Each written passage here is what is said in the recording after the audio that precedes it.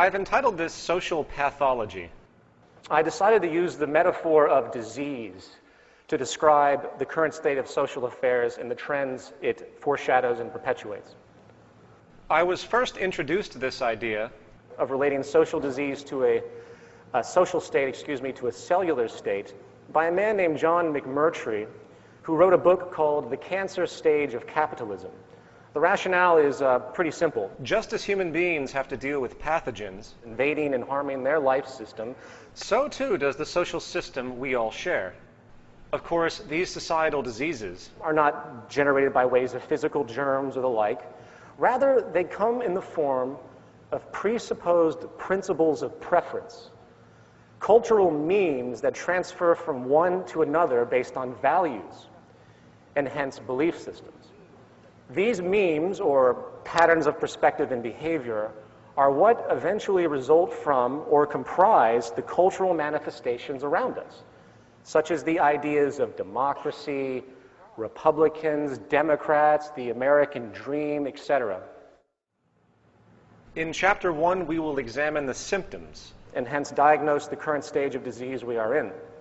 Then in Chapter 2, we will establish a prognosis, meaning what can we expect from the future as the current pathogenic patterns continue.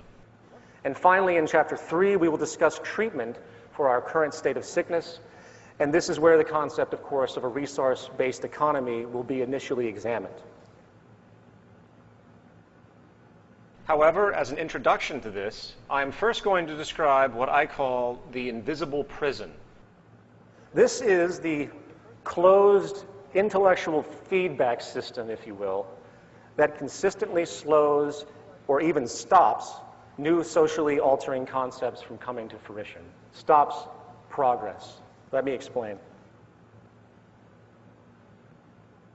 The social order as we know it is created out of ideas, either directly or as a systemic consequence.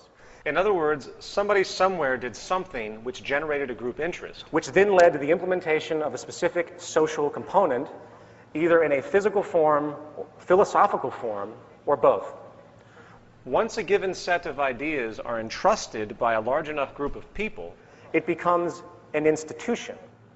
And once that institution is made dominant in some way, while existing for a certain period of time, that institution can then be considered an establishment.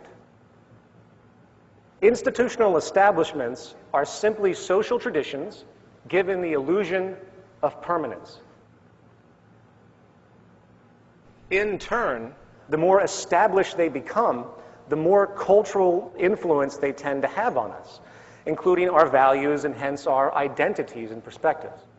It is not an exaggeration to say that the established institutions governing a person's environment is no less than a conditioning platform to program, if you will, that person with a specific set of values required to maintain the establishment.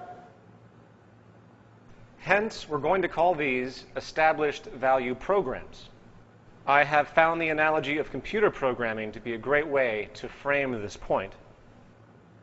While there is always a debate about genetics and environmental influence, which, by the way, as I mentioned, Roxanne Meadows will go into at length later in the program, it's very easy to understand in the context of values, meaning what you think is important and not important, that information influences or conditioning is coming from the world around you.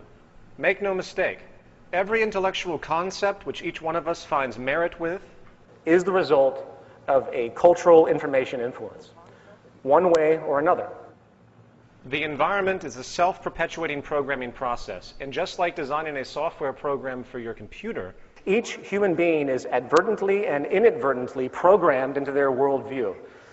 To continue the analogy, the human brain is a piece of hardware, and the environment around you constitutes the programming team, which creates the values and perspective.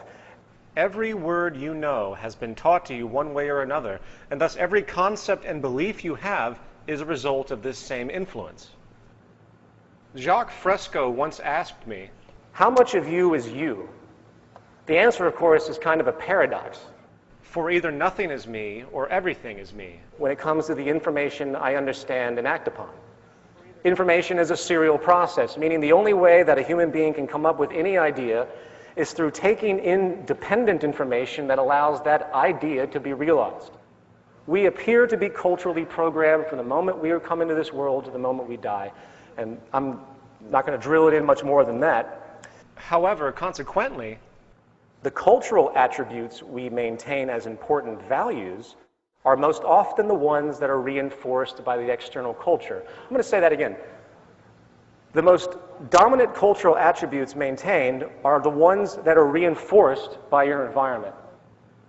If you are born into a society which rewards competition over collaboration, then you most likely will adopt those values in order to survive.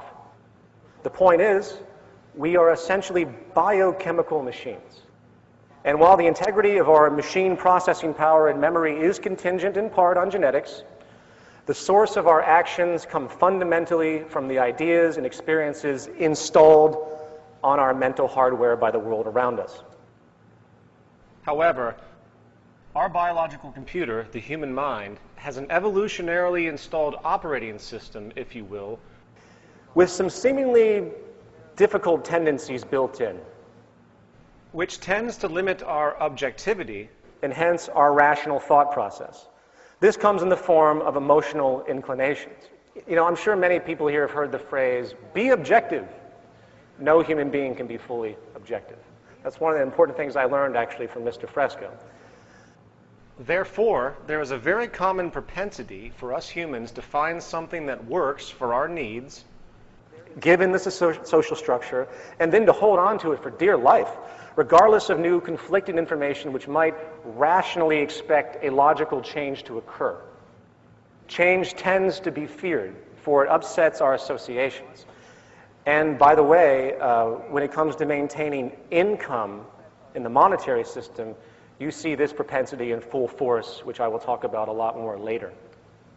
Therefore, anytime someone dares to present an idea outside of or contrary to the establishment programming, the reaction is often a condemning of the idea as blasphemy or undermining or a conspiracy or simply erroneous. For example, in the academic world, investigation often becomes confined to self-referring circles of discourse, closed feedback loops, which assume that the foundational assumptions of their schools of thought are empirical.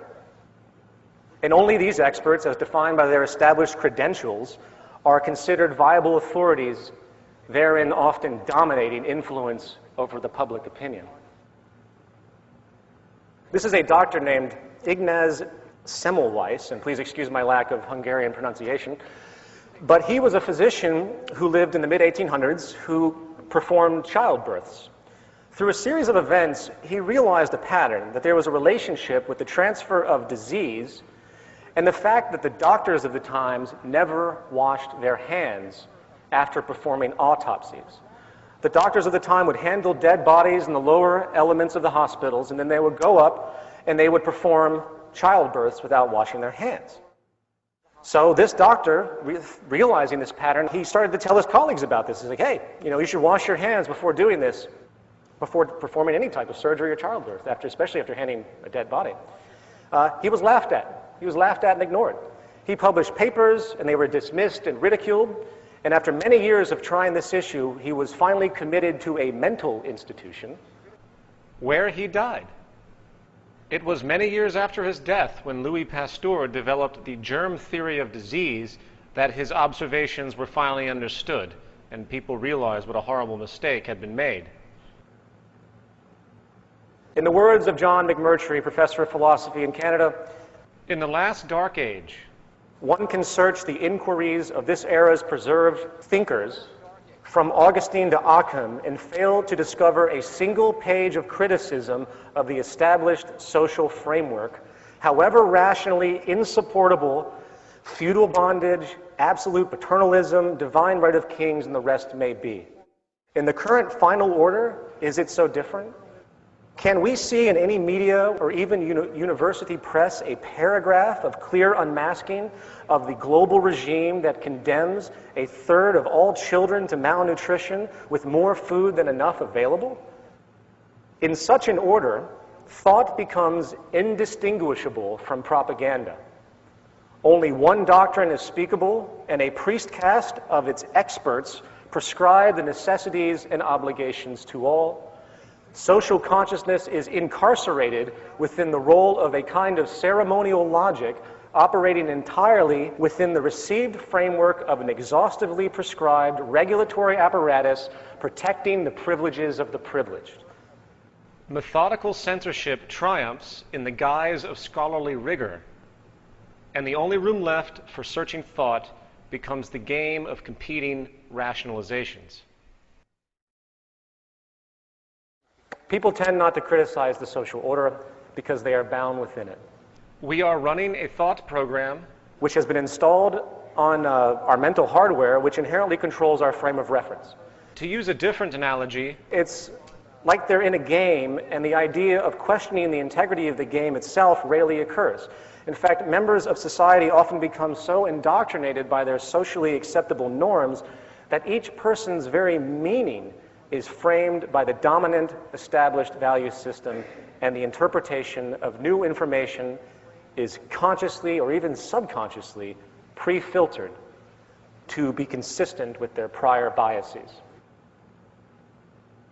Now, this basic idea understood, let's hone our focus and briefly consider this mind lock phenomenon, as you could call it, in the context of economics, specifically market economics. Actually, a more accurate term at this stage would be economic theology, for, as this presentation will explore, the majority of people on this planet not only have no idea how they are being affected negatively by the market economy at large, they actually, on average, hold a steadfast commitment to its principles based on nothing more than the traditional indoctrination. I got an email once that said to me, if you're against the free market, you're against freedom. And naturally, I shuddered at this state of mind control that the dominant established orthodoxy has successfully imposed. Of course, this is how power is maintained, and has been maintained by the dominant established orthodoxies since the beginning of time.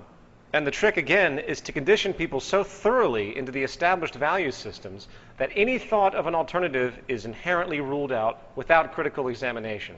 And to show how deeply pervasive this phenomenon is, you will notice that virtually all the activist organizations in the environmental, social, and political movements of the day always exclude the market system itself as a determinant of harmful effects. It doesn't even occur to them. Instead, they focus on individuals and certain groups or corrupt corporations, and while it is needed in a per-case basis to target problematic areas, it avoids the mechanism which is essentially creating the problem.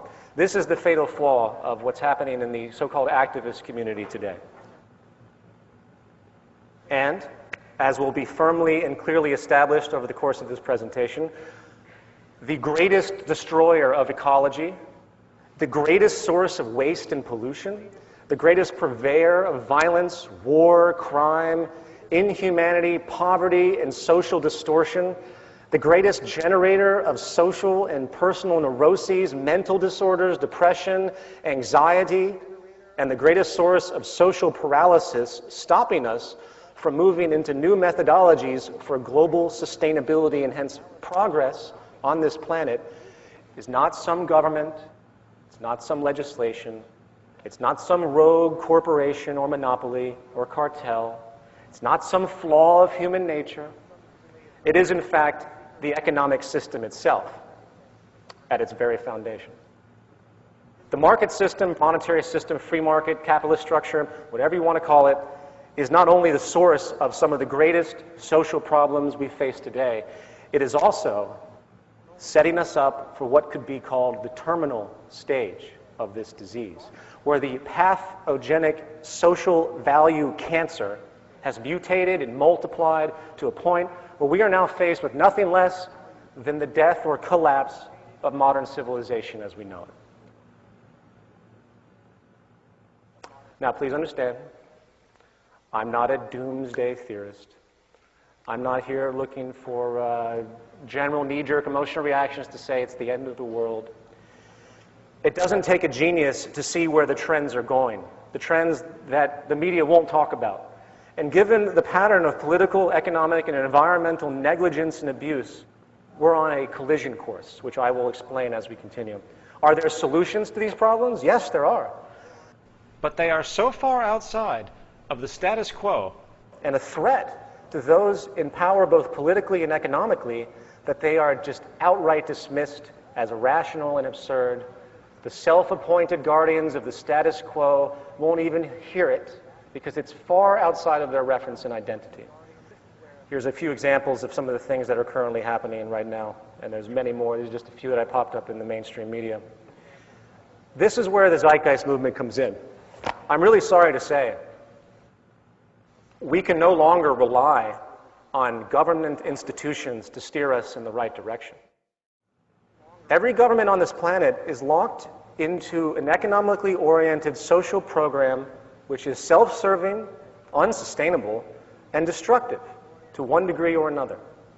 The possibility of a smooth transition into a new enlightened social design which does not have the negative byproducts, which I'm going to talk about, is extremely limited given the options made available in the current order, meaning the legal system, the political system, etc.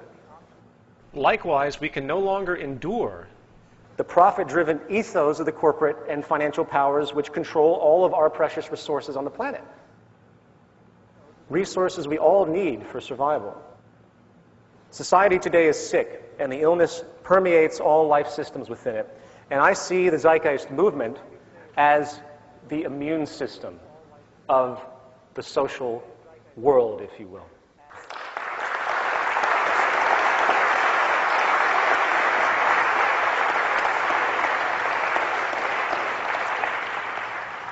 Thank you. Chapter 1, Diagnosis.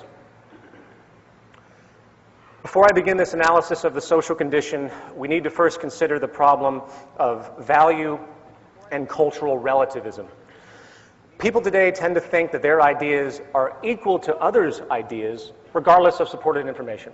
This obsession with opinion has created a frame of reference for so many people today which has no physical referent, where evidence becomes inconvenient, and ultimately people think that everything is equal. And you get this argument a lot, and I'm sure you've all experienced this. It's a very, very specific point. Everyone is not equal in their opinion. It's impossible, as quaint and convenient as such a concept might seem.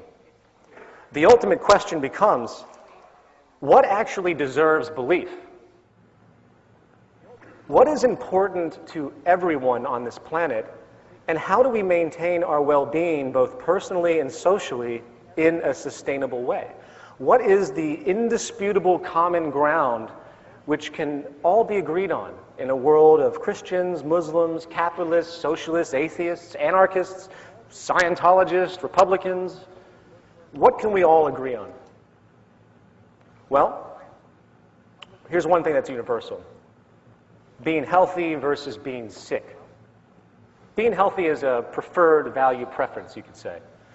Normal versus pathological states, hence healthy versus diseased states, provide an incontrovertible value basis, for all individuals and societies. Virtually all people in all societies prefer to be alive and healthy. Last I checked. There is no cultural relativism about whether having good food to eat, staying away from cancer, or having unpolluted water to drink is a good value to have. Therefore, our analysis of the health of society is not going to be based on GDP, the consumer price index, the state of the stock market, economic growth, unemployment levels, or employment levels, free trade agreements, or any other commonly referenced economic attribute used to claim that society is improving or growing.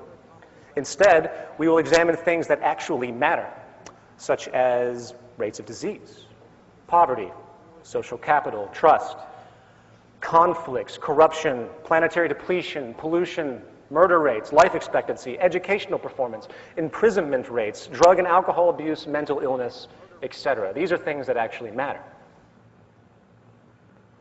So let's begin. Contrary to popular belief,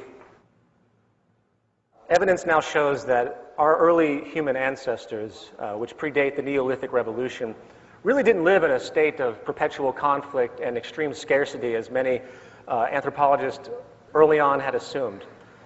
In fact, hunter-gatherer societies were in a very unique arrangement, immersed in both a restrictive yet self-regulating environmental paradigm. Before the advent of agriculture, there was very little control over what was available. You didn't have agriculture, you couldn't control the environment. So what happened is a natural balance was in order.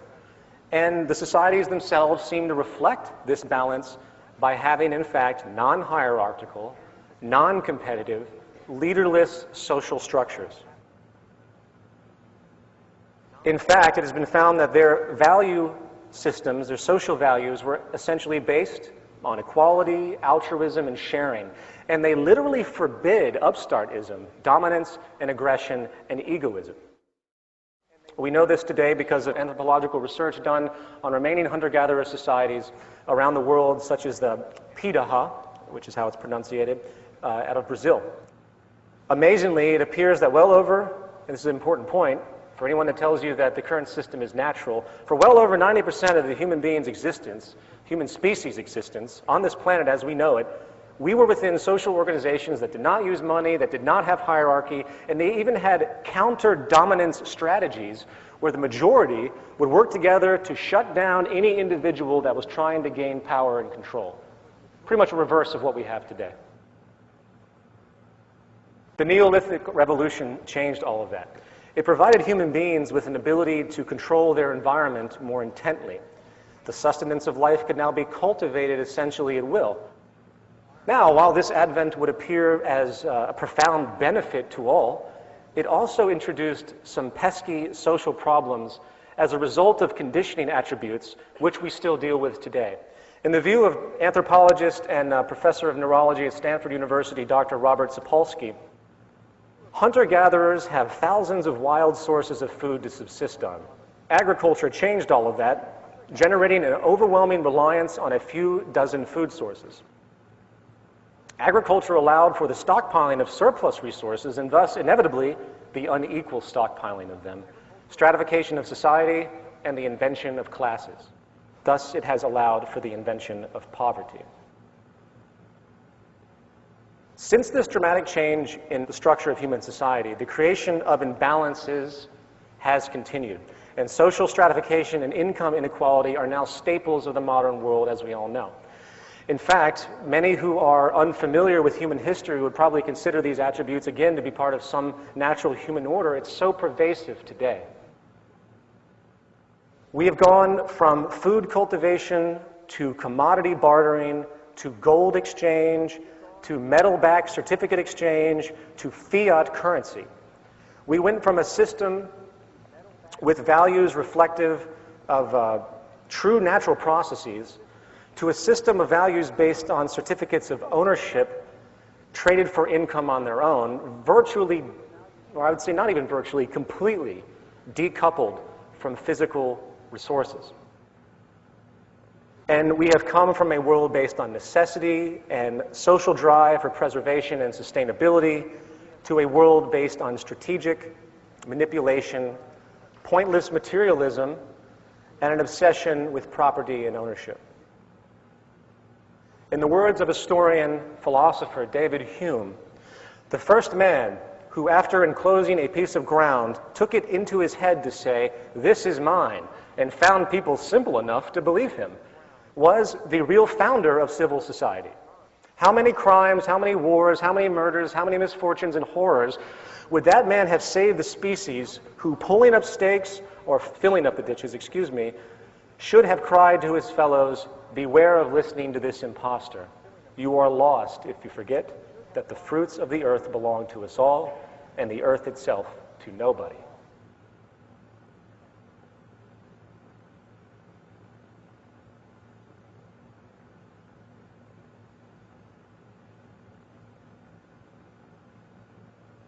Moreover, scarcity is now a driving force for commerce. In our system, scarcity equals profit. the less there is of something, the more it can be valued in terms of money. In other words, abundance is a negative thing in the profit system.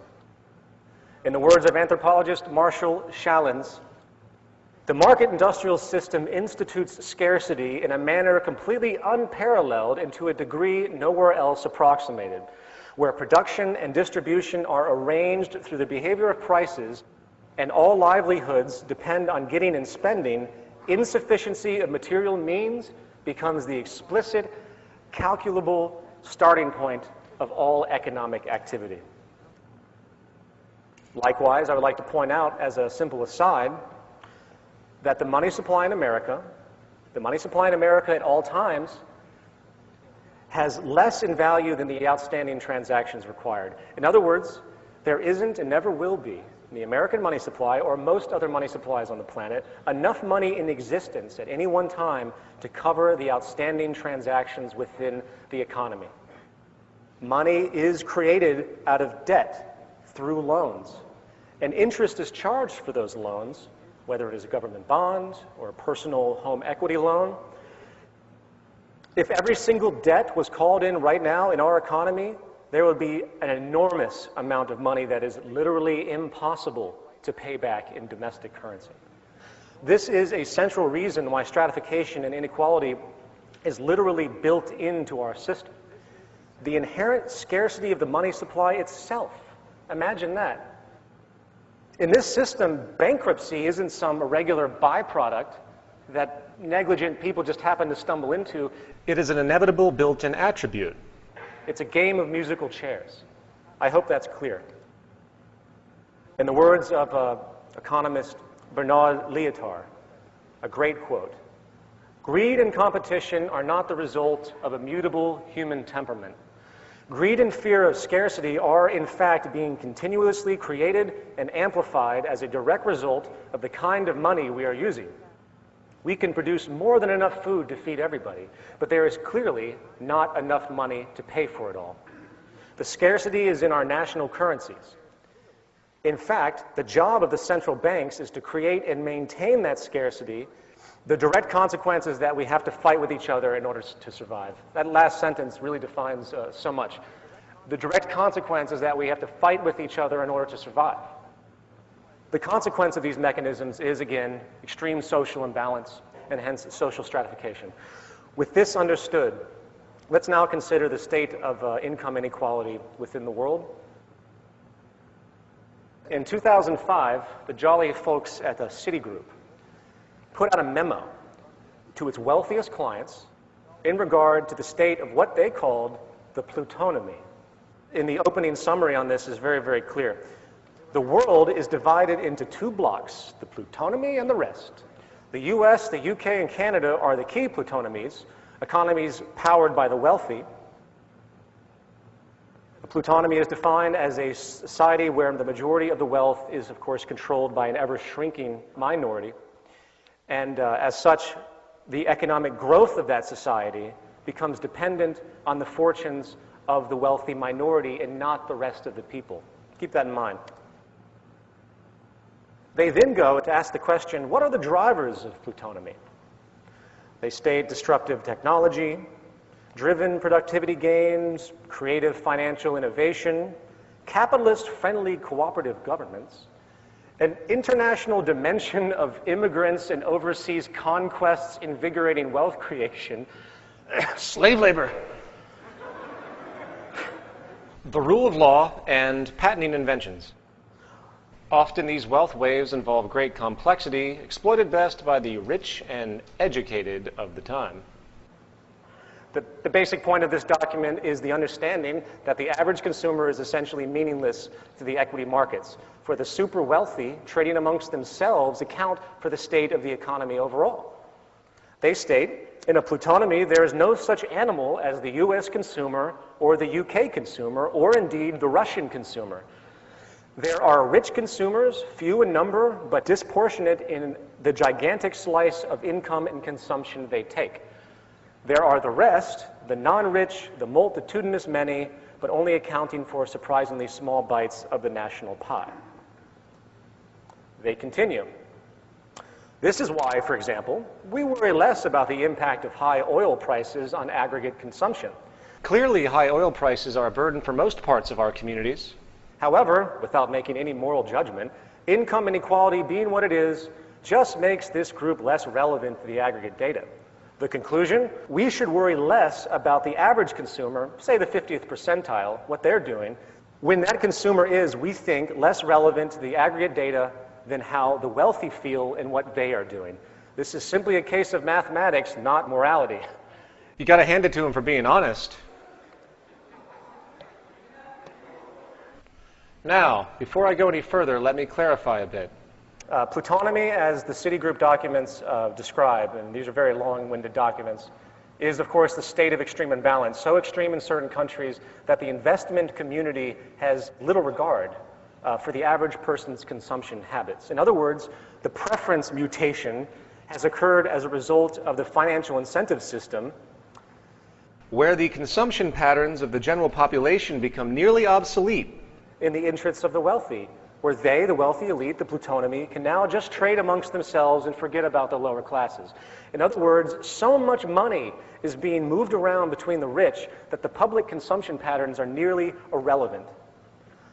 This, of course, makes sense when you think about the methods used to gauge health of the economy, which are supposed to be relating to everyone. GDP is basically calculated by how much money people spend or make on a given good or service. So using the example of net worth, if you have the top 1% controlling 35% of the financial wealth in America, with the next 19% controlling 50%, leaving the bottom 80% with 15%, you have 20% of the American population controlling 85% of the money. And this is what Citigroup figured out. This very small section of the population is what actually powers everything. What this means is that the financial system has little incentive inherently to care about the actions or well-being, essentially, of 80% of the public. And since we all know that the financial system is the most powerful influence on most governments in the world, especially the US government, you begin to see that the only concern the ruling class has with regard to the majority of the population is merely to keep us complacent enough so a backlash does not occur. And I'm not projecting this. Citigroup makes us very aware of this explicitly when they state, we see the biggest threat to plutonomy as coming from a rise in political demands to reduce income inequality, spread the wealth more evenly, and challenge forces such as globalization, which have benefited profit and wealth growth. But don't worry, they're not too concerned. Our conclusion? The three levers governments and societies could pull on to end plutonomy are benign. Property rights are generally still intact, taxation policy is neutral to favorable, and globalization is keeping the supply of labor in surplus, acting as a brake on wage inflation. They summarize the heart of our plutonomy thesis that the rich are the dominant source of income, wealth, and demand in plutonomy countries such as the UK, US, Canada, and Australia, countries that have an economically liberal approach to wealth creation. We believe the actions of the rich and the proportion of rich people in an economy helps explain many of the nasty conundrums and fears that have vexed our equity clients recently, such as global imbalances or why high oil prices haven't destroyed demand. Plutonomy, we think, explains these problems away and tells us not to worry about them. Secondly, we believe the rich are going to keep getting richer in coming years. As capitalists, the rich, get an even bigger share of GDP as a result, principally, of globalization.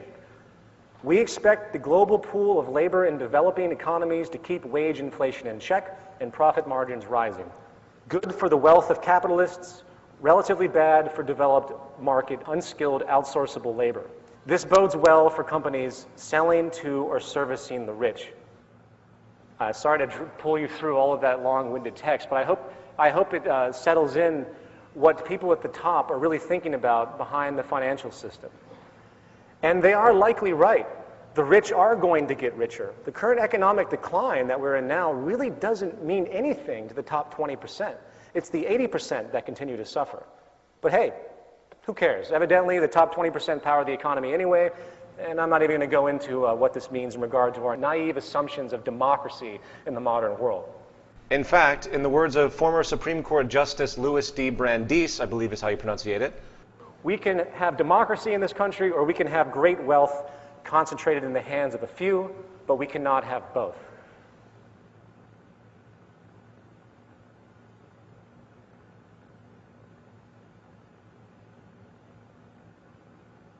Now, I bring all of this up as an introduction to what we're going to talk about in regards to social health.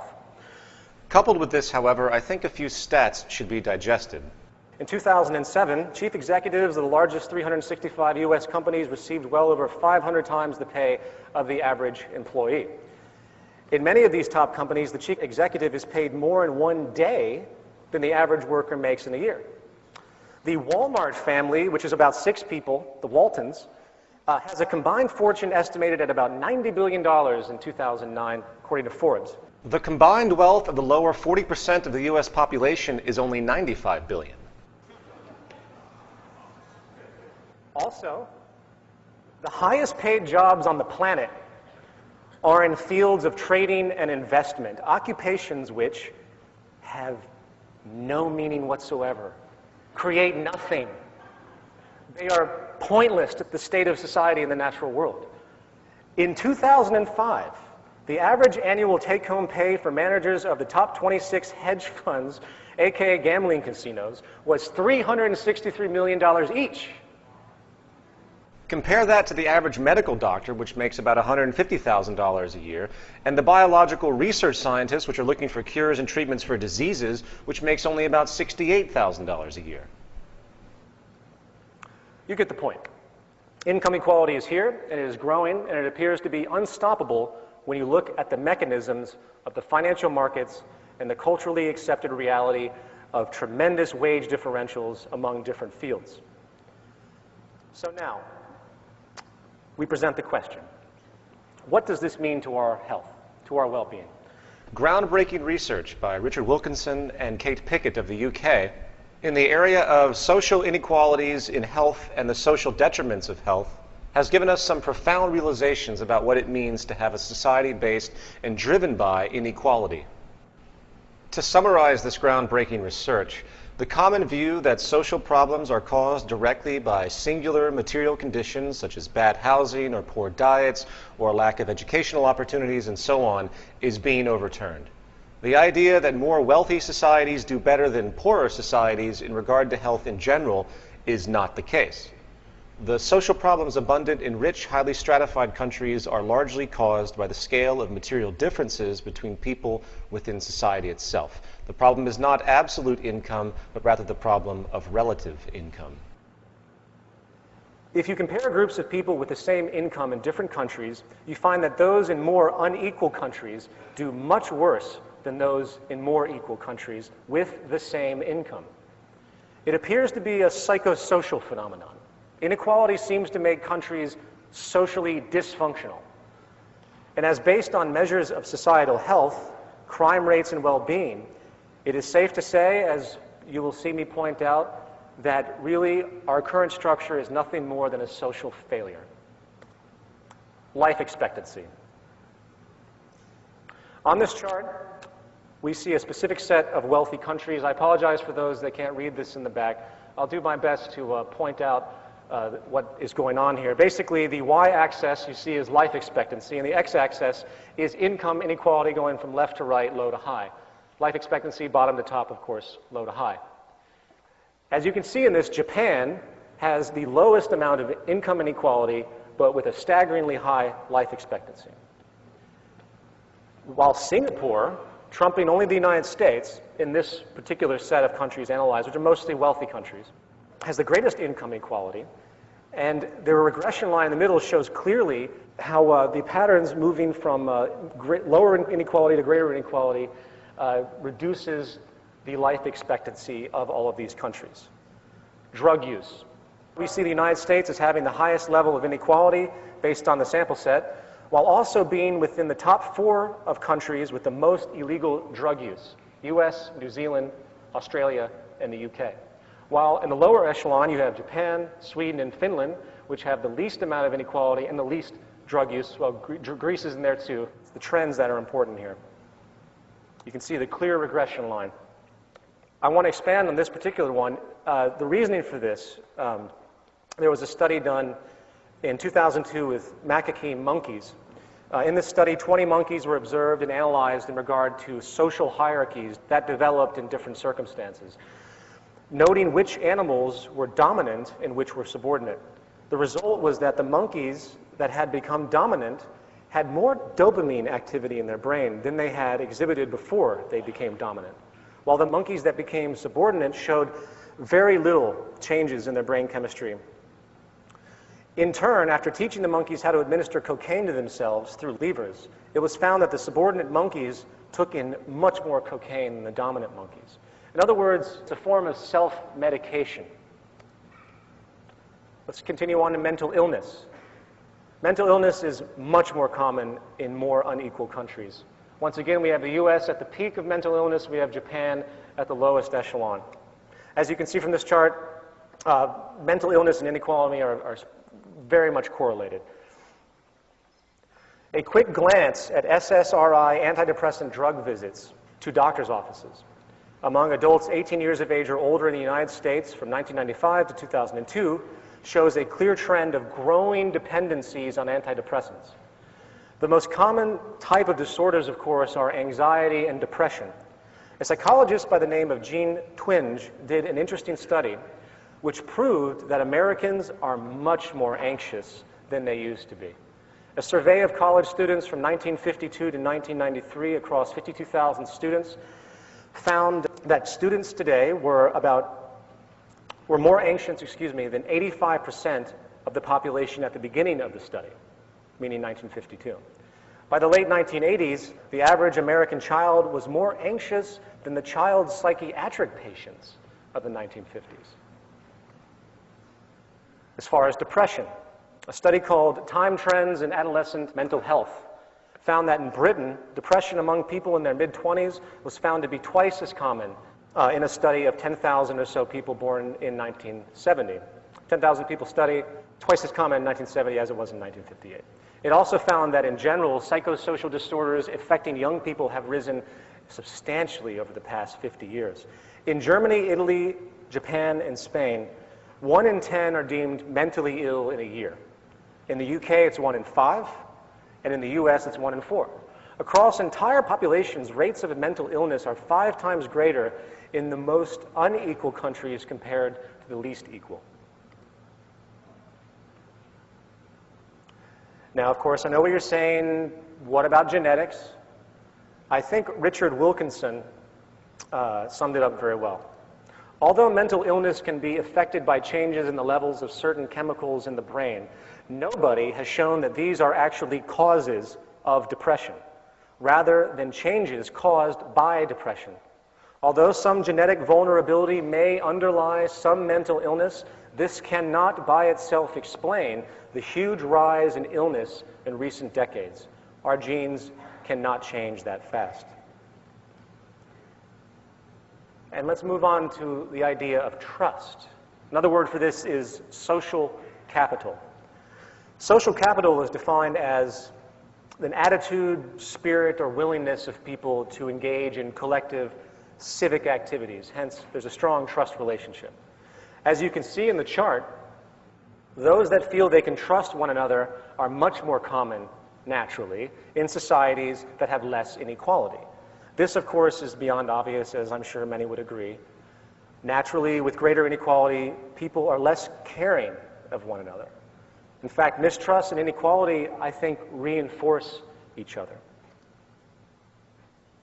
Now, this point is probably enough for a 1-hour lecture in and of itself.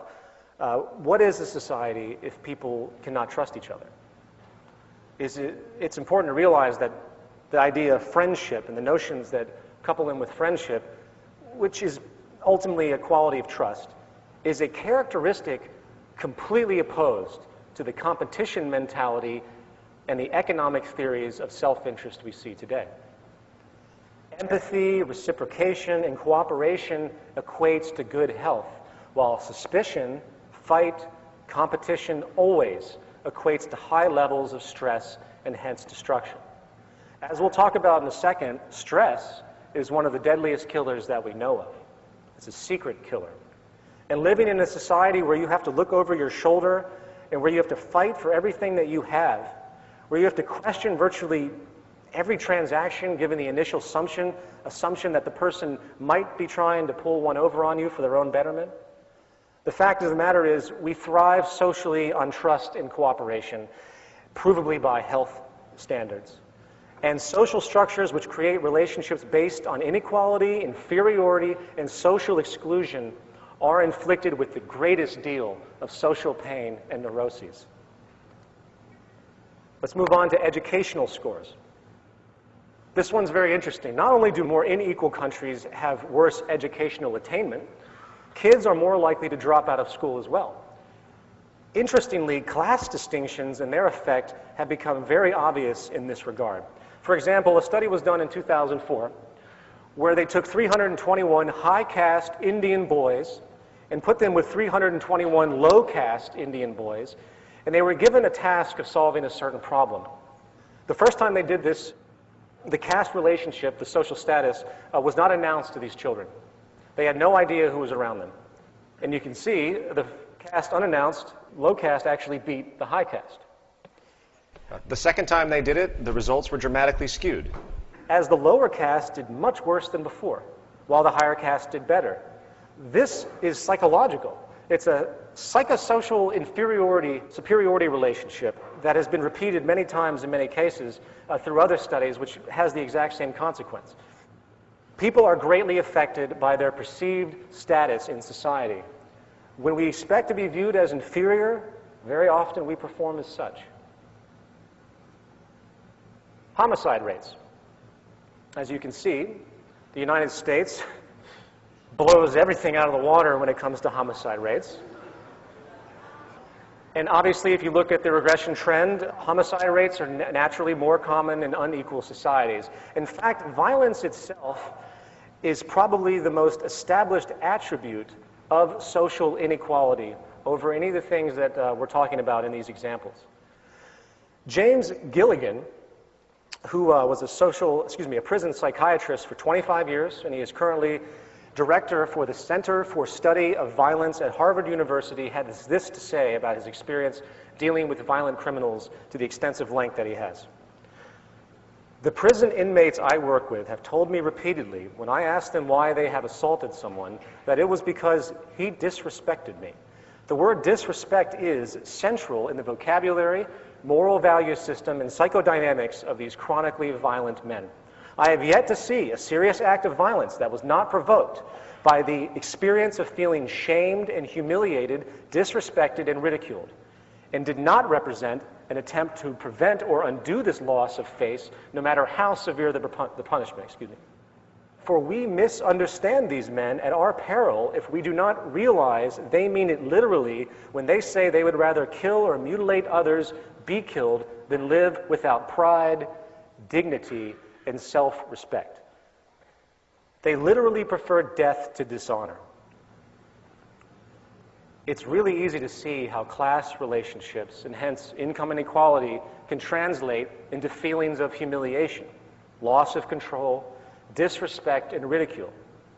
You know, when someone loses their job, it's often demoralizing. They say, oh, my husband's unemployed, and it's this demoralizing thing, oh, he's unemployed.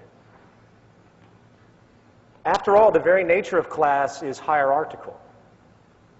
In other words, the upper class really looks down upon the lower class, historically speaking. And to be looked down upon is essentially humiliating. Therefore, it should be no surprise why the United States has the largest number of homicides in the world, given its extreme income inequality. And this leads us to rates of imprisonment. The trend is very acute as well. Obviously, as we can see, imprisonment rates are much higher in unequal countries. The more unequal the country, the more people in prison. However, what is interesting about this reality is that it doesn't just relate to rates of crime, which of course is more prevalent in unequal societies, but it also has to do with the punitive attitudes toward the so-called criminal elements of society. In other words, the more unequal the society, the harsher the punishments are for a given offense. And hence, more people are put into prison for longer periods of time than they are in more equal countries. Since 1984, the state of California has built 1 new school and 20 new prisons. As an aside, for those out there who think the prison system might serve some therapeutic rehabilitation role in the modification of human beings and human behavior, I would like to refer back once again to our prison psychiatrist James Gilligan for his perspective. He states, "The most effective way to turn a nonviolent person into a violent one is to send him to prison. The criminal justice and penal systems have been operating under a huge mistake, namely the belief that punishment will deter, prevent, or inhibit violence, when in fact it is the most powerful stimulant of violence we have yet discovered."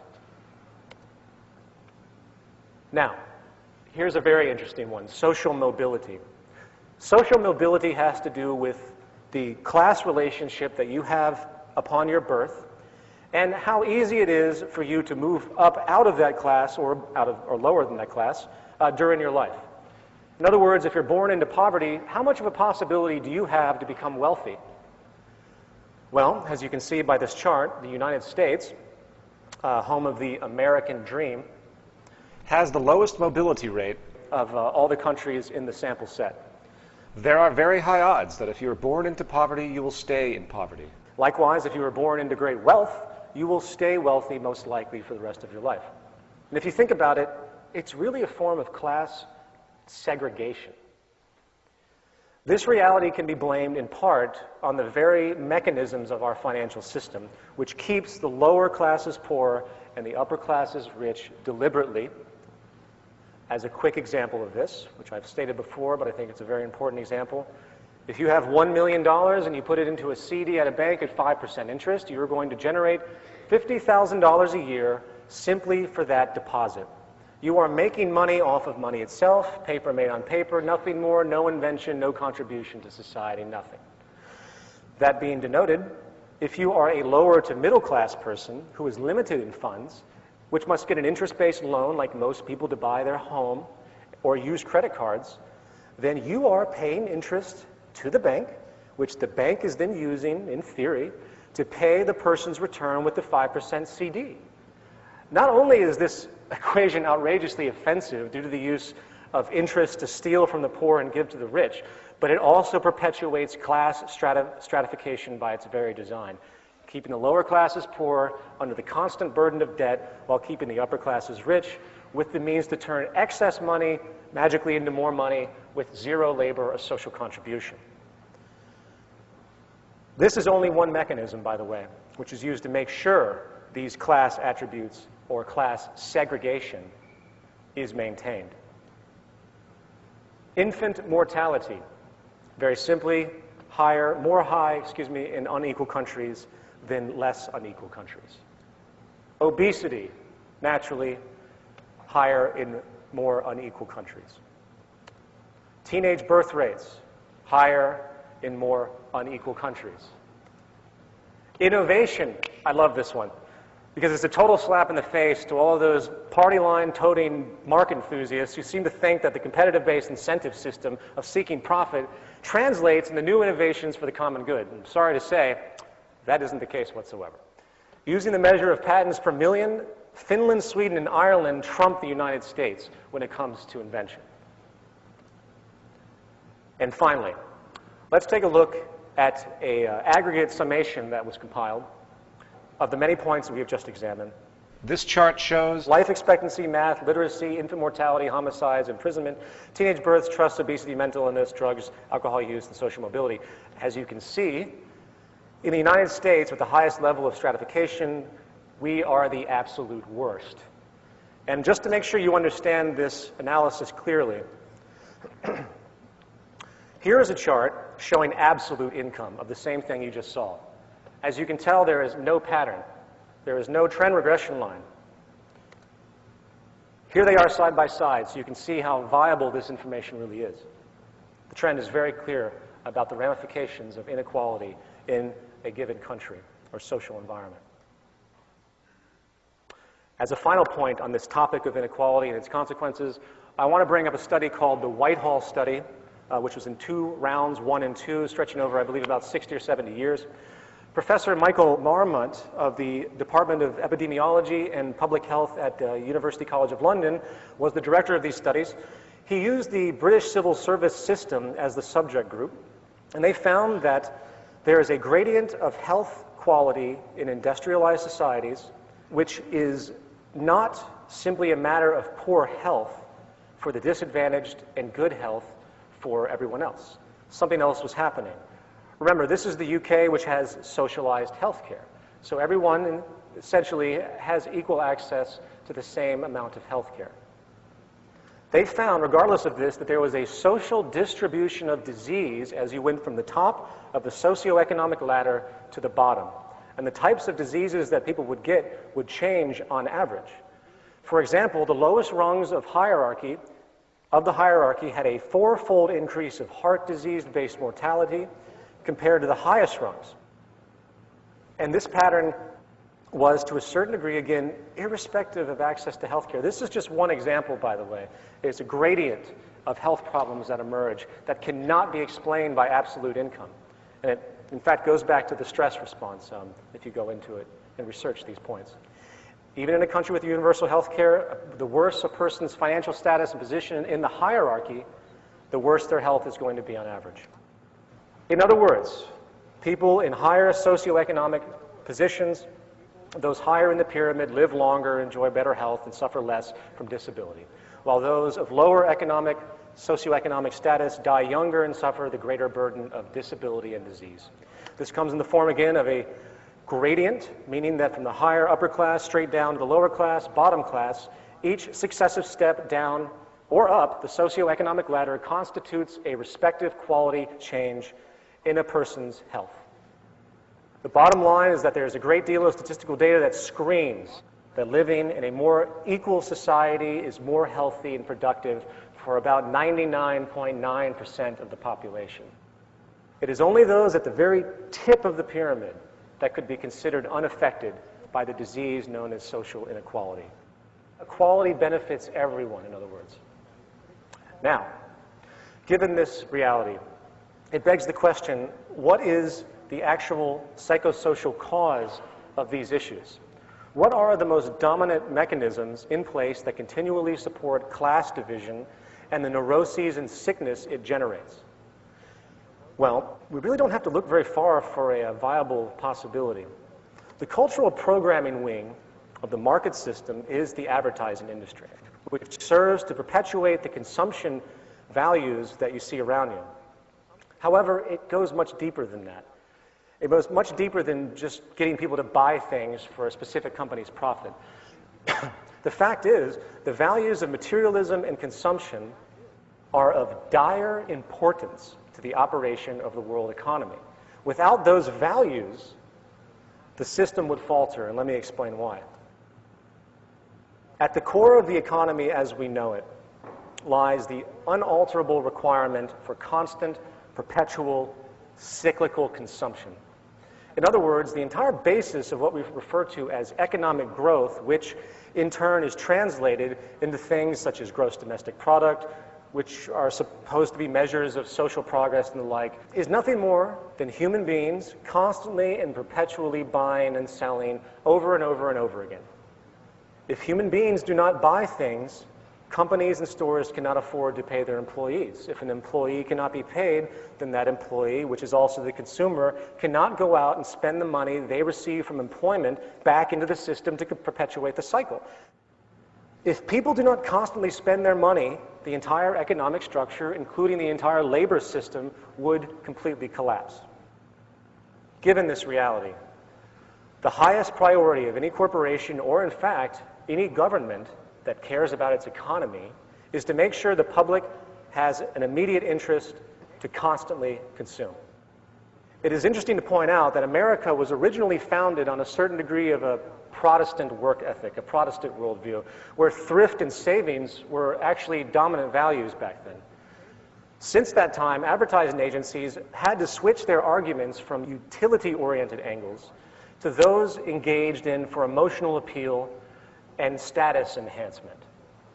Americans now consume twice as much as they did before the end of World War II. As an historical note, one of the leading figures in this American value hijacking, as I would call it, is a man named Edward Bernays. Bernays is most famous for his book called Propaganda, in which it was bought by many people, including Joseph Goebbels. He was hired by all the major corporations many, many decades ago to help influence the public into buying things very simply that they did not need. A new world of neurotic associations, such as materialism and conspicuous consumption, to quote Thorstein Veblen, was unleashed during this time and has grown and mutated dramatically. Today, human needs have become utterly perverted By the imposed, suggested wants generated by the consumption-provoking mechanism of marketing and advertising. The more dissatisfied and unhappy a population is, the better it is for advertising agencies and corporations. Consumerism feeds on a form of inferiority and self-consciousness. And that translates very literally into identity and social status.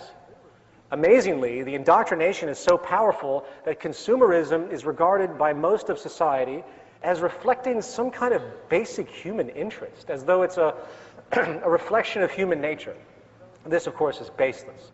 In fact, our neurotic need to shop and consume is actually a reflection of how deeply social we are and how influenced we are by the social programming and status orientation of possessions and appearances and everything else that's been pushed upon us. Okay, on this note, I'm now going to begin to transition the next section of this presentation. And to bridge that, I want to make a point that not only does the status-generated consumption patterns of most of the public, especially in America, cause a great deal of social stress, leading in part to many of the problems we have just analyzed, the propensity for constant, cyclical consumption, which again is required for the entire world economy to function, is also outlining trends which show a clear path to severe environmental problems and the continual breakdown of civilization as we know it, as we destroy all of our natural resources through this idiotic act of conspicuous consumption to fuel GDP. Part 2, prognosis. The prior points made about the well-being and quality of life issues associated with social imbalance is a big issue. However, to be fair, just because there's a propensity for an overweight, violent, diseased, mentally disturbed, selfish, untrusting, illiterate population does not necessarily translate into the consequence of social collapse, as we're beginning to see. So we're going to move on, putting the basic well-being of humanity aside for a moment and focus on the mechanisms of the social system itself and the larger order problems that are being generated. Okay, here's the deal. One of the most critical things to understand, without a shadow of a doubt, proves the unsustainable nature of our current social system and how it is on a collision course with nature, is this. Due to the way money and hence the market system functions, we are locked into an incompatible paradigm where two mutually exclusive operating principles, one, the need for constant consumption or infinite growth, collides with an unyielding finite planet and hence the physical laws of nature. You simply cannot have an infinite growth of commerce and hence consumption in a closed system such as the planet Earth. For all those that don't fully understand this, let me explain more. The planet Earth is basically a closed system when it comes to its resources. All the minerals and energy deposits that we currently use have rates of cultivation that dramatically exceed the lifespan of the human being. For example, oil and fossil fuels in general took over 100 million years easy for them to come about. The same goes for our mineral resources. The 4,400 mineral species out there today took outrageous amounts of time to be created. The diamonds that we find today took over 3 billion years to be created. Now, given this environmental reality, it would seem painfully obvious that the most important aspect of any earthly society would be the preservation of the Earth's resources, right? It would seem, in fact, that the entire basis of any economic structure would have as the number one priority the preservation of the resources of the planet. Why? Because once it's gone, it's gone. For example, even at this stage of scientific inquiry, we cannot take a tire, which contains probably 6 or 7 gallons of oil, and convert it back into combustible fuel. So instead of having a logical system of resource management where we actually monitor the Earth's resources and try, as the human species, to strategically orient our use of these precious finite elements, we came up with something much more interesting.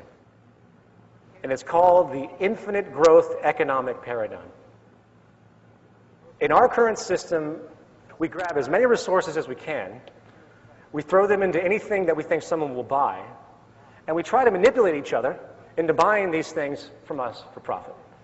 In fact, the entire basis of the free market ideology is using and exchanging as many resources as possible, as fast as possible, to generate as much money as possible, which in turn is used to exploit more resources over and over again. We've created a global money and profit-driven structure which consists of a circular exchange protocol, if you will, where money must move from the consumer to the employer to the employee, which is the consumer again, and the only way, again, to sustain this pattern, to keep people employed, the only way to keep people eating, the only way to keep GDP up, the only way to keep the stock market up, is through the mandate that goods and services, comprised, again, of our finite resources and energy, are constantly and perpetually used and sold ad infinitum, irregardless of purpose, utility, or respect for what we actually have. I couldn't possibly come up with a more destructive manner for organizing society. And the sad thing is, people don't see this whatsoever. They have been conditioned into ideologies. Capitalism, communism, socialism, well, guess what? Any social ideology, specifically economic, which does not directly relate to the resources of the planet in its doctrines explicitly, meaning the attributes of our environment which actually sustain our lives, is an inapplicable and thus irrelevant social ideology. Case in point, oil and fossil fuels. We live in a hydrocarbon economy, as I'm sure you all know. Our entire economic structure, meaning production, distribution, food cultivation, transportation, etc., is entirely based on energy from fossil fuels. There are 10 calories of hydrocarbon energy in every 1 calorie of food currently consumed in the industrialized world. This is M. King Hubbert, a geologist and, interestingly enough, a technocrat. M. King Hubbert predicted in the late 1940s that the United States would peak in its oil production in 1970. Of course, he was ridiculed, laughed at, and scorned by the scientific establishment. And unfortunately, he was right. The U.S. did peak in the 1970s. In fact, some studies now show that global oil discoveries have likely peaked around the same time. The exact date is debatable, but it doesn't change anything. Now, before I go any further, I know some of you out there are saying, how do we know that these statistics are accurate? How do we know that the research institutions are unaware of existing oil supplies that go undiscovered? And how do we know if the oil corporations themselves, which contain the data, are not lying to simply boost their profits? Well, these are good questions, but there is no question about the decline in the United States. We do import over 70% of our oil now. And as far as the global peak, all you really have to do is look at the drilling patterns of the major corporations to see that almost every major oil company is desperate to find new oil reserves, and they have gone almost everywhere legally possible to do so. The oil on this planet, which took 100 million years to generate, regardless of what you believe about depletion rates, is going to run out one way or another. It is an unsustainable practice. And I won't even go into the obvious dangers associated with burning fossil fuels in regards to its environmental effects, which we're all hearing about today. As an aside, it is not at all irrational or hasty to consider that the peak oil issue just might have something to do with the fact that the United States, which consumes 25% of the world's energy while having only 5% of the population, has the largest permanent military bases in history situated in the Middle East with no evidence whatsoever of ever leaving this region. Obama has already stated that he is going to leave 50,000 troops in the Middle East indefinitely. This is the guy that got the Nobel Peace Prize. As we continue in the Middle East to probe and agitate countries which contain, guess what, the majority of the remaining recoverable oil on this planet, such as Iran. Give it some thought. Now, if you take for a moment to consider that peak oil and its relationship to the economic system and geopolitics might be relevant to the U.S. involvement in the Middle East, you'll tend to find the world starts to make a lot more sense. In the words of M. King Hubbard, we are in a crisis in the evolution of human society. It's unique to both human and geological history. It has never happened before, and it can't possibly happen again. You can only use oil once. Soon, all the oil is going to be burned and all the metals mined and scattered. This is obviously a scenario of catastrophe, but we have the technology. All we have to do is completely overhaul our culture and find an alternative to money. We are not starting from zero. We have an enormous amount of existing technical knowledge, just a matter of putting it all together. A non-catastrophic solution is impossible unless the society is made stable. This means abandoning two axioms of our culture, the current work ethic and the idea that growth is a normal state of life.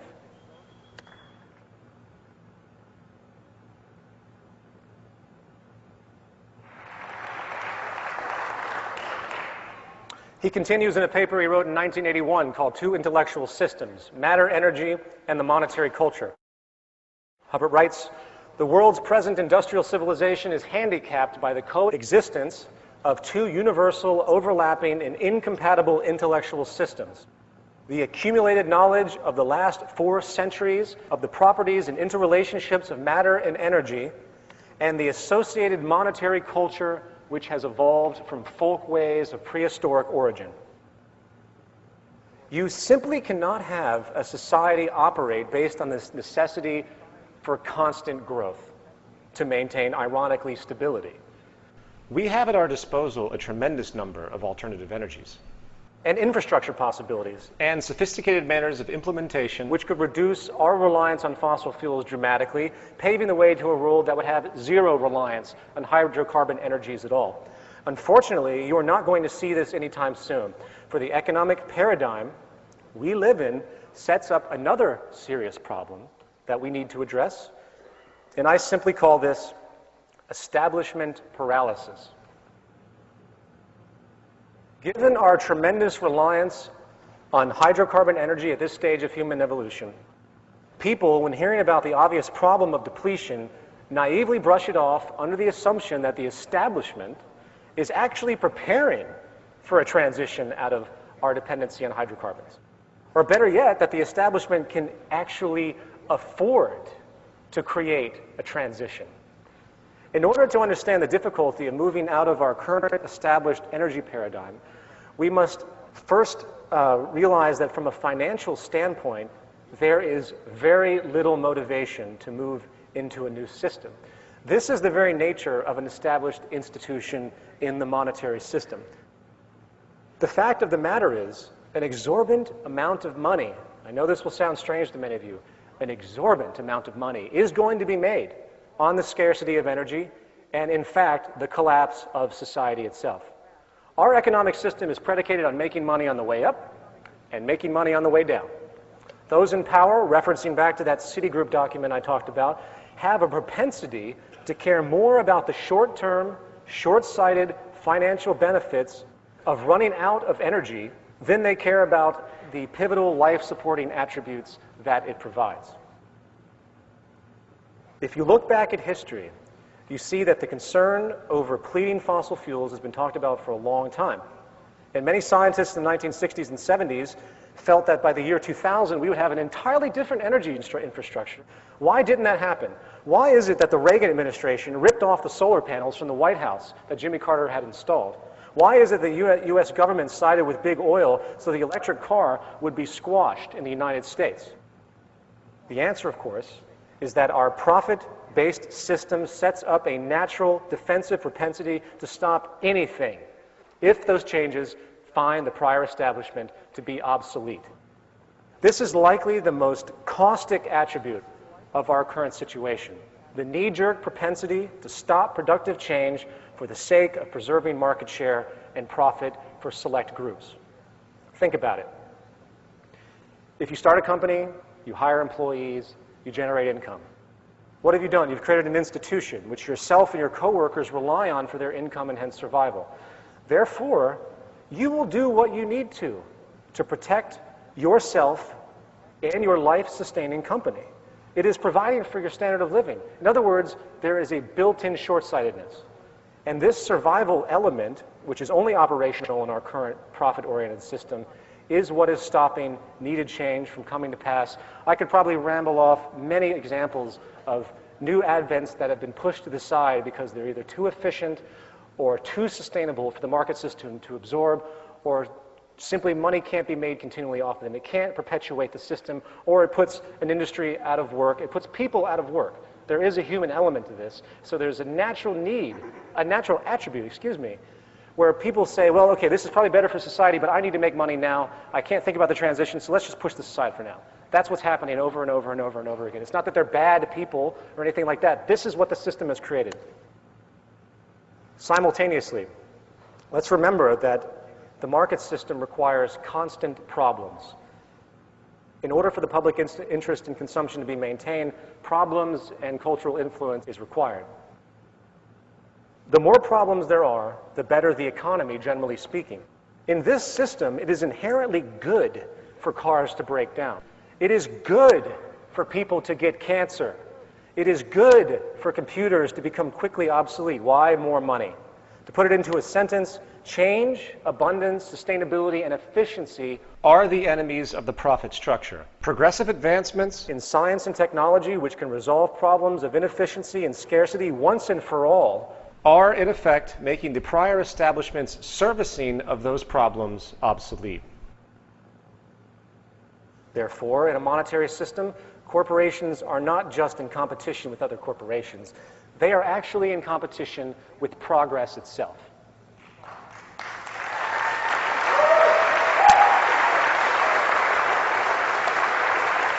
Thank you. And again, this is why it's so difficult to have any form of change in a monetary system.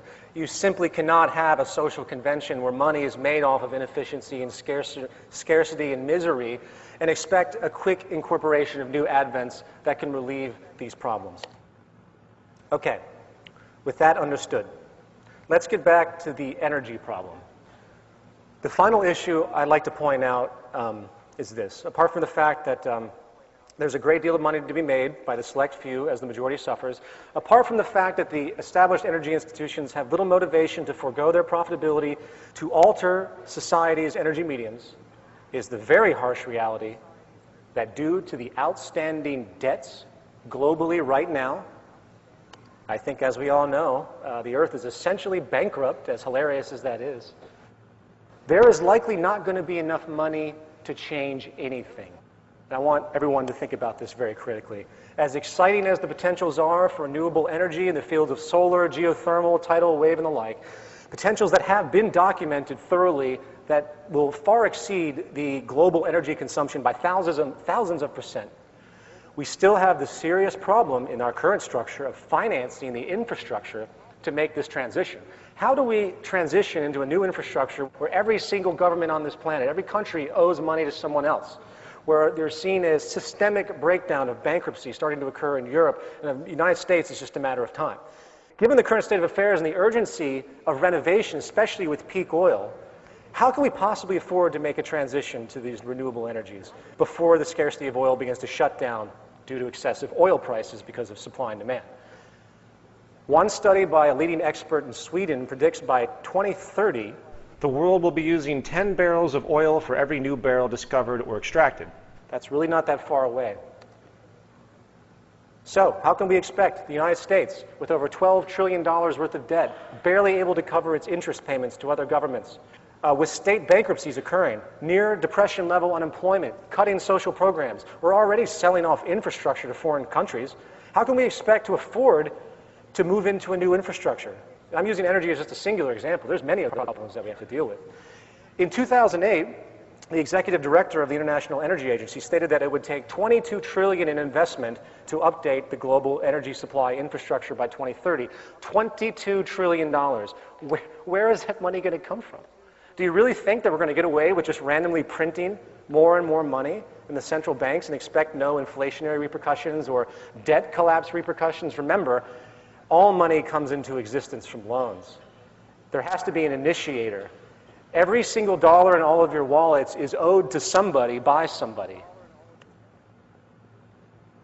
And this, again, leads us into the heart of the disease. The economic, monetary-based system, or the game, as I like to call it, because that's all it is. That's all it ever was, a game. And we can change the game anytime we want. We just need to convince those who are winning the game to put down their pieces for a moment and ask themselves if the game they are playing is really going to reward them in the long run. In a report coming out of the AFP, there's growing evidence that the current rate of our resource exploitation indeed has a time frame. The report states, quote, "As it is, humanity each year uses resources equivalent to nearly 1.5 Earths to meet its needs." Said the Global Footprint Network, an international think tank, we are demanding nature's services, using resources and creating CO2 emissions at a rate 44% faster than what nature can regenerate and reabsorb. This means that it takes the Earth just under 18 months to produce the ecological services humanity needs in 1 year. And if humankind continues to use natural resources and produce waste at its current rates, we will require the resources of 2 planets to meet our needs by the early 2030s. A gluttonous level of ecological spending, in their terminology, that may cause major ecosystem collapse, the report said. Now, by the way, I want to point out that people hear that and they have a Malthusian notion. They think that our consumption patterns are somehow inherent and they're not going to change. I read a statistic recently, and for my new film, I'm going to do a huge section on waste attributes of certain industries. And what I've come to find is that of all the production that's done, on average, 75% is waste. 75% is waste. Of all the materials that are created and put into circulation and taken out, 90% of those end up in landfills, I believe, within 6 months. This isn't about some natural human thing that we're doing. This is about the social system's obsession with constantly consuming for the sake of economic growth. In an analysis done by the IRRC, by 2025, it's predicted that 2/3 of the world will experience water scarcity. 2/3 of the world by 2025. Many seemingly wealthy countries are already turning to desalination processes. In turn, over 1 billion people are starving on this planet. Do you, with everything that we have discussed, think that any of these things are going to get better, given our current financial crisis?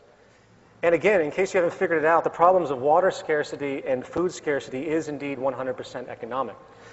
There are many types of desalination processes which could take salt water and convert it into clean water in all of these poor countries. But guess what? No one has any money to implement these types of solutions in poor countries. The same goes for food. We've gotten to a point with scientific invention that we don't even need arable land anymore, which, by the way, is eroding at a rate about 1 inch a year due to the abusive agricultural methods that are being utilized. Please note, it takes about 500 years for fresh topsoil to emerge. Hydroponics and aeroponics alone, if applied correctly, could provide for all the world's people without the wasted water resources in part and the excessive need for nitrogen-based fertilizers. In fact, you could build these facilities on the land that is depleted in stories. You could have skyscrapers, if you will, of organic food production on an industrial level. But once again, who has the money to do that? And on an extremely enraging and sad note, the more we experience social breakdown, the more human exploitation, crime, and abuse will occur. While here in America we think that slavery was abolished many decades ago, the fact is there are now more slaves in the world than any time in human history given the definition of slavery. However, this time it doesn't come from the form of owning people, it is simply the globalization attribute of exploitation for cheap labor. I'm going to stop here as far as talking about the negative attributes inherent in our system, along with the ongoing social collapse, which, by the way, I personally can't see an end to for a very long time, if at all, frankly, until we move into something more sustainable. The personal and private debts, for example, are so high right now that it's going to take a number of bubbles to burst before any type of so-called stability is going to occur. Anyway, before I go on to the final section of this talk, which is essentially an introduction to the Venus Project and a resource-based economy, let me summarize by saying that the monetary paradigm, economic structure as we know it, is again the basic systemic source of the majority of the world's problems we have around us. In this system, if this cancer is allowed to grow unabated, spreading its malignant propensities across the globe, utterly decoupling from the natural world and the carrying capacity of the earth, destroying the finite resources we all share, we are on pace with nothing less than something that no one can even consider of a collapse. And I'm not talking about waking up one day and there's nothing anywhere. It's not like that. It's where slowly it arose to a point where the values and the culture and the awareness becomes so distraught and so confused that the levels of quality of life become justified, where you start to accept less and less. It's going to slow everything down to a crawl. And invariably, there will be some dramatic accents, if you will, of severe problems, especially when it comes to the energy crisis that is looming. Something radical has to be done. We are approaching a terminal stage. Part 3, treatment. There are two angles to consider when attempting to resolve these problems. The first is the mentality of the culture, as we've discussed before, the cultural programs, and the second is the actual structure of social operation. As noted earlier in our discussion, these two attributes are deeply interlinked. However, regarding the first issue of cultural conditioning, we need to employ what I call, as a movement, we need to employ what I call social therapy. Social therapy refers to adjusting a society's values, changing the value programs. We must have sustainable values in order to have sustainable practices. I would suggest that the first program that needs to be uninstalled from our mental hardware is the social distortion that generates conspicuous consumption pushed forward by the corporately aligned advertising agencies. The value orientation of having more and more stuff, regardless of their utility or function, is an unsustainable ideology inherently on a finite planet. Consumerism and materialism, again, are sicknesses, culturally created to perpetuate the cyclical consumption needed to fuel the market and labor system. This is precisely what the Zeitgeist movement is trying to do. We can't do anything until people understand the need for this direction, which is why we're here right now, which is why this is being webcast, which is why those involved in the movement are diligently working, not to create infrastructure yet, but to try to get these values out there. We will address the movement directives in the second half of the program. Beyond that, as far as the actual structure of society, I'm afraid we require nothing less than a complete and total revision. And this is where the Venus Project again comes in. I'm going to run down 5 of what I consider to be the central attributes required to move into a resource-based economy. 1, we must move from a growth economy to a steady-state economy. The cancerous consequences of the infinite growth paradigm must be stopped before it's too late. In the final analysis, given our technological ingenuity at this stage, we propose the absolute elimination of the monetary system itself. There's no reform possible to stop what the system is doing. The scarcity and waste we see around us is created by us, not some intrinsic process of nature or some Malthusian inherent tendency. The need of money is no longer relevant and is extremely detrimental, in fact. Second, we must move from a primitive, competitive, invention-oriented system, work system, to a collaborative system. Not only are all goods produced in our current society inherently inferior, by the way, due to the need to maintain a competitive cost basis in the marketplace, but the competitive system also generates massive amounts of corruption. Yes, I agree. The incentive to compete does produce some improved goods and services to a certain degree, but that positive is utterly overshadowed by the planned obsolescence, the inherent planned obsolescence, and the general environmental indifference generated by the necessity to stay ahead of someone else. As an aside, imagine for a moment if the top engineers of the major car companies, rather than competing, got together and decided to collaborate on making the best car possible at a given point in time. Imagine if we established an incentive system that pulls people together to create the best rather than compete and produce inherent inferiority. Think about that. An open source world where all lines come together and produce goods so everyone can benefit. Think about that. The progress would just be unbelievable. Not to mention, it would save tremendous amounts of resources. For there'd be no longer a need to duplicate perpetually. You don't have two companies making the same thing anymore. It's a form of preservation if they work together. Third, we have to move from our piecemeal, dispersed industrial methods to a central planned system of streamlined functionality. Is it me, or is it absolutely insane that we import strawberries from Brazil or bananas from Ecuador or water from Fiji when all of these things could be produced locally?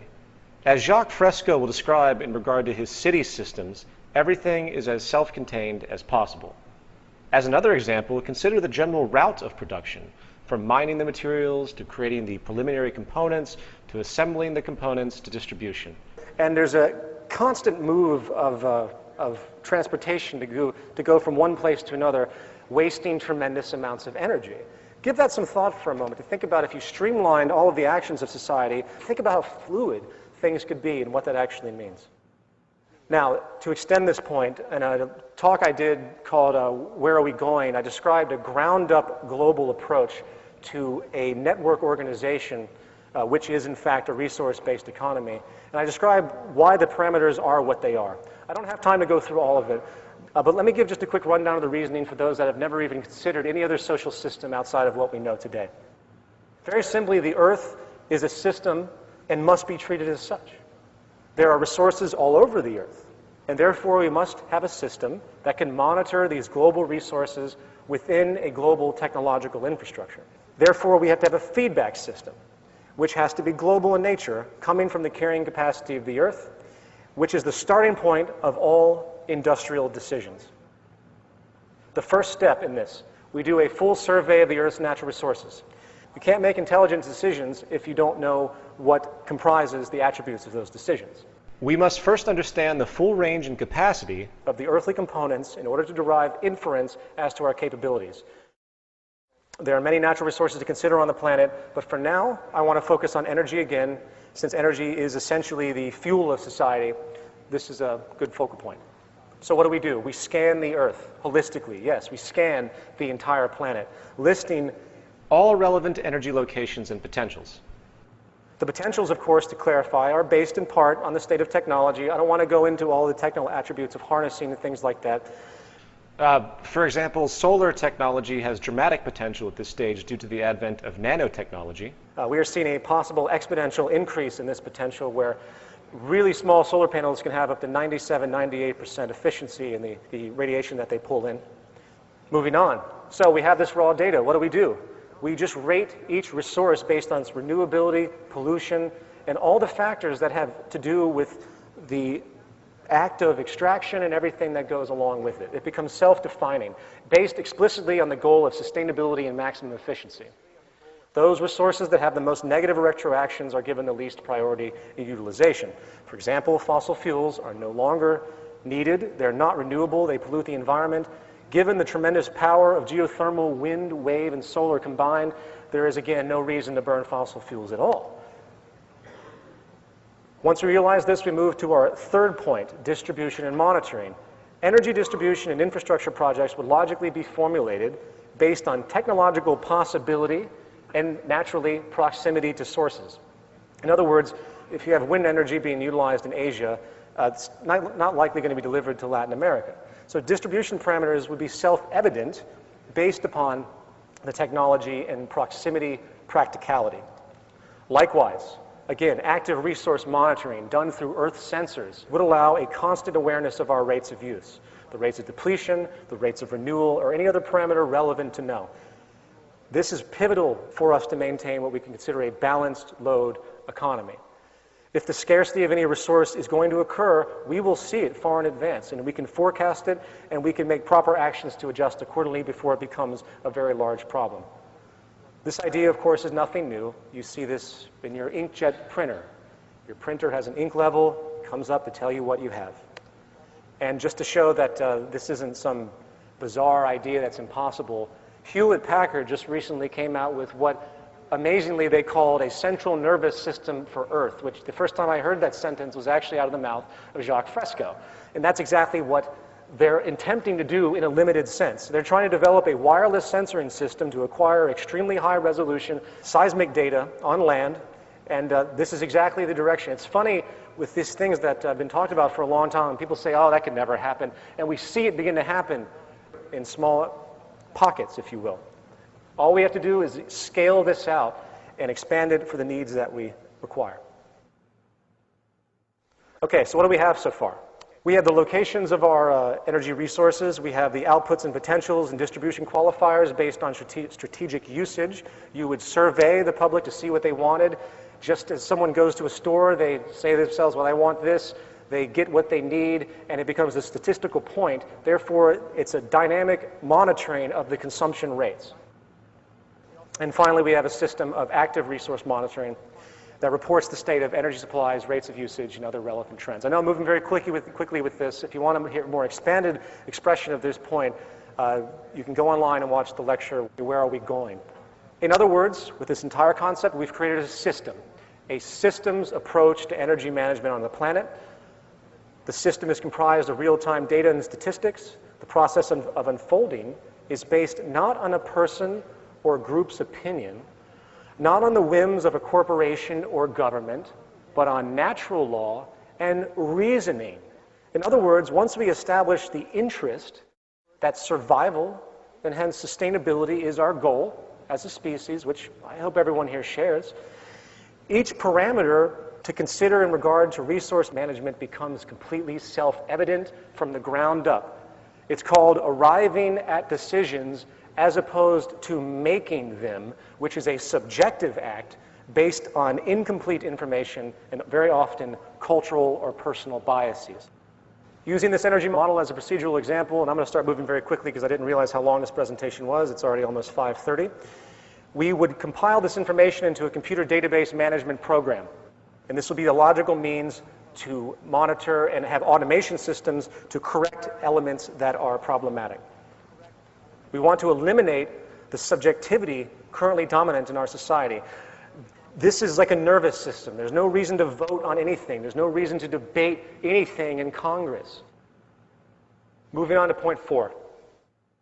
For the sake of humanity and efficiency, we need to stop wasting time on labor processes that are generated by the market system to maintain employment.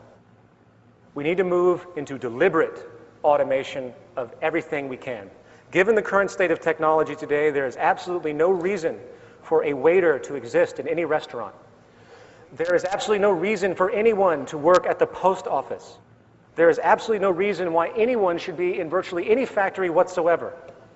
I've been working on a statistical data set for a project that I'm doing in regard to employment in America, considering what percentage of the current workforce could be automated at this stage of technological know-how, coupled with eliminating occupations that have no social return, such as Wall Street, including all jobs that have anything to do with money.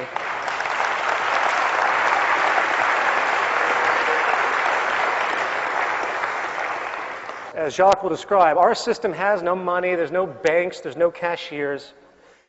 I have recently come to the generalized conclusion, which I'm continually working on, but I'm going to throw it out there. I believe 65% of the American jobs could be eliminated tomorrow with the knowledge we have now. Not trend projections, which make things cataclysmic, but the knowledge we have now. But this isn't just a fanciful notion of say, oh, we can have more free time. There's also a social imperative here.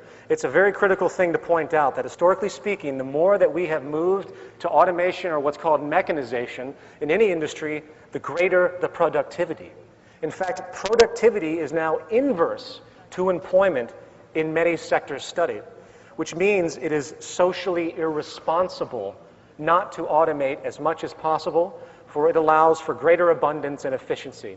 Here's a chart of the G7 advanced industrialized countries showing how employment in manufacturing has been dropping while manufacturing output has risen substantially. And this particular trend is happening across the board, and why wouldn't it? These machines don't need to take lunch breaks, they don't need vacations, they don't need insurance. It makes perfect sense. And as a very quick point, what you're going to tend to find is that the inexpense of machines are becoming so inexpensive now. Technology is exponentially growing at such a rate. In your cell phone, you have a little microchip that's more powerful than the greatest supercomputer that existed 50 years ago. And it's really cheap now. The first great supercomputer costed millions and millions of dollars. People aren't going to be affordable anymore to most corporations. They're going to automate because they can't figure out a way to reconcile keeping human labor anymore, except for ideological things, of course. And fifth, we have to move from a system of materialism and property to a system of universal access. Now, before this point is dismissed as communist propaganda, let's consider the train of thought. In a resource-based economy where production is streamlined to maximize quality and minimize waste and duplication, the idea of property becomes obsolete and, in fact, detrimental. People do not need to hoard and protect anything. They simply need access to what they need at the time they need it. the best example is the automobile. We've been finding in science now there have been tests done of cars that can drive themselves. It's been tested, satellite-driven automobiles that can navigate very well, and Jacques talked about this years ago as well, using Doppler radar so cars simply cannot hit another car. These things are coming to fruition, so in the future, if you need to go somewhere, you call up the car that you need, it comes to you, you utilize it, and then when you're at your location, it goes back and helps somebody else. As opposed to sitting in some parking lot, wasting time and space for likely 80% of the automobile's life. This is what we do. We waste so much space and resources.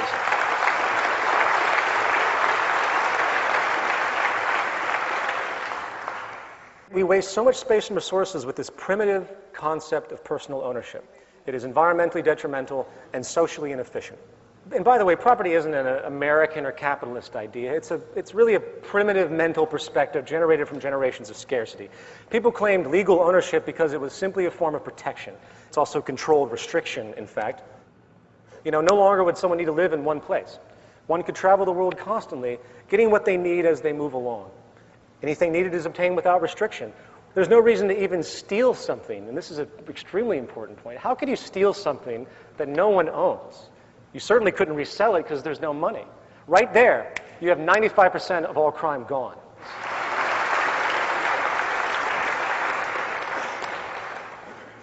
In conclusion, as paradoxical as it may seem, the more efficient and conservative we become, the more streamlined we become, the higher the level of abundance we can generate for all of us. Today, around the world, many people often say, I wish we could live like Americans. I know you've heard this before. Well, no.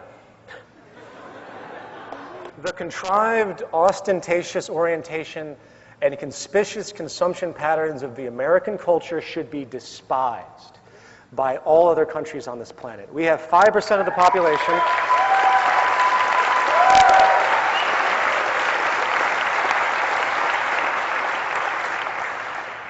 We have 5% of the population and we consume 30% of the world's resources. It's insane. In a resource-based economy where we base our production and distribution on physical reference, starting with the carrying capacity of the earth, where we streamline our labor expression towards things that have a long-term social return, when we get rid of the cancer known as the financial system and start to share our resources in a diligent way, working together, avoiding the false values of materialism and consumption pushed upon our culture, we find that we can provide a high quality of life for everyone on this planet while eliminating all of the central reasons for war, poverty, destitution, violence, criminal behavior, neuroses, it would be the dawn of a world we could actually label a civilization. And if that isn't a goal worth working towards, I don't know what is. Thank you.